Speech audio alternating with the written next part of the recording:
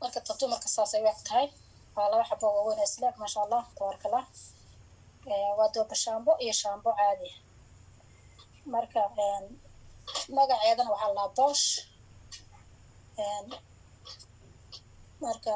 waxaana ku jira geedkaas la dhaho Norwegian Spruce Tree wixii loo soo shaambadan ay u soo baxdayna waxay kamid ahaa dadka waxay ku darsan jireen shaambooyinka hore waxay ku darsan jireen Fountain of Life shaambooyinka dukaanka laga soo gaday chemical ku jirto ayay waxay ku darsan jireen Fountain of Life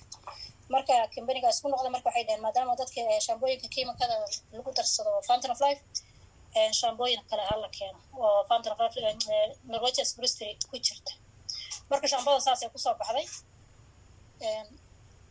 saabuna way ku noqonaysaa shaambana way ku noqonaysaa madaxa waad ku dhaqan kartaa jirkana waad ku dhaqan kartaa fitamiino badan baa ku jira